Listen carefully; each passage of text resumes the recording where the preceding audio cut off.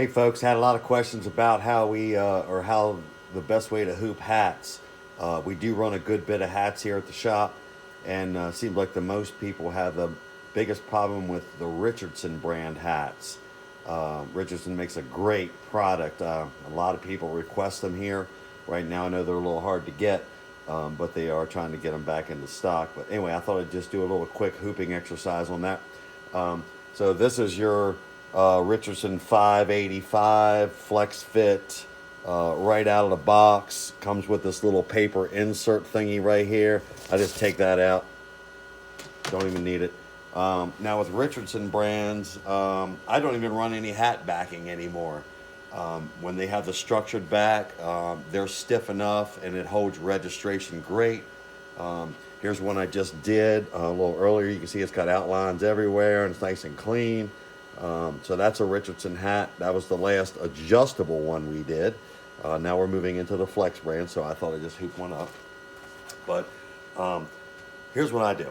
First thing I do is when you have the hat in your hand, I slightly bend it right here. It seems like that helps it form around the hoop a little bit better. So I'm going to kind of just bend it. You don't want to crease it in any way and leave a mark, but just do that. Sometimes I can just kind of go like this and just kind of help it a little bit, and then grab the sweatband of the hat and pull it out. And this to me is the biggest key when you hoop up the hat.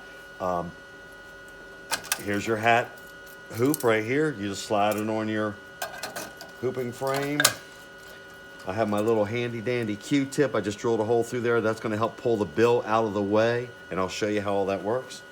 So again, with the sweatband, slide that bottom piece around your hat hoop and then up over it. And then I try to get that sweatband, here, let's see if I can angle that, right under there.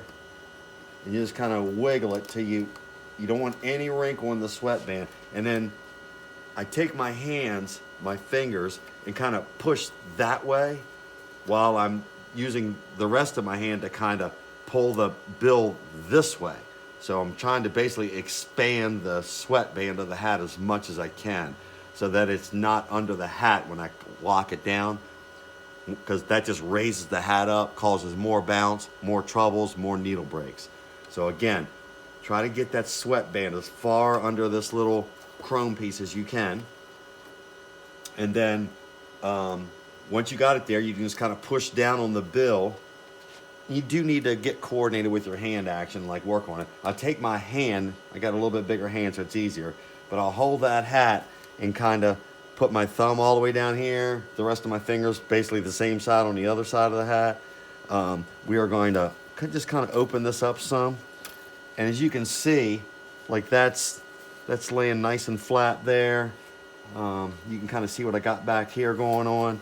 Now we're going to roll this right up, and what we're going to try to do is just put that right into the crease of where the bill is sewn onto the crown of the hat.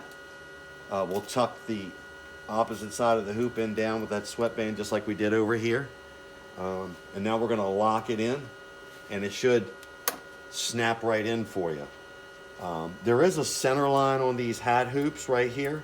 And on the little chrome piece that you put your sweatband under, so you can line that 6-panel seam line. And I got this locked down, but I can still move it just a little bit. All right. Now, after I have that all in, I'm going to take and push the bill forward like this, and then my little MacGyver tool here that I kind of configured, I'm just going to kind of lock that down. Now you can kind of see the profile that we have on the bill. So instead of it just going up like this, it's going to pull it back.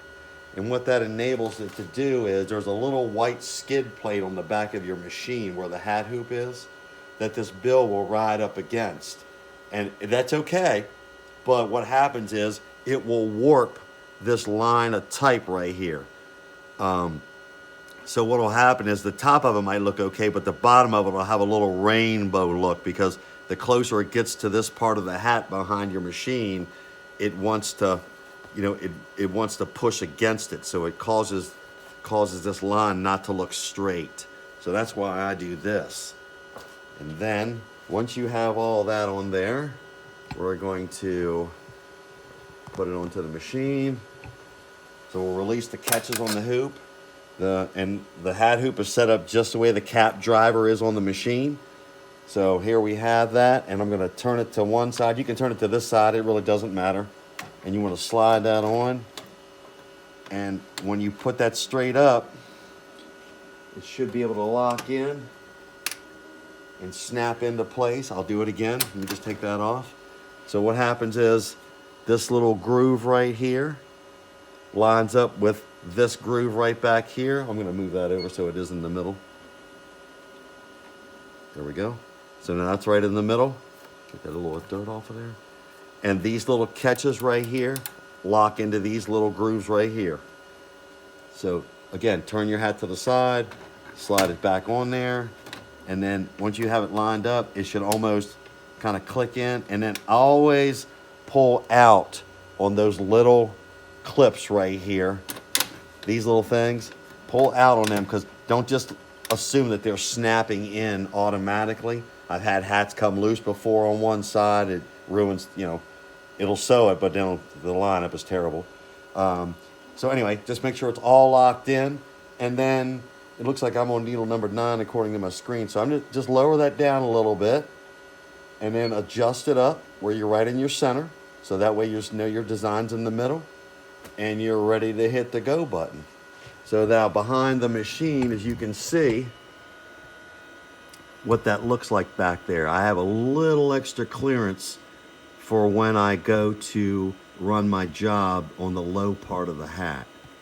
So hopefully that helps you, a couple of the people out, and have a great day.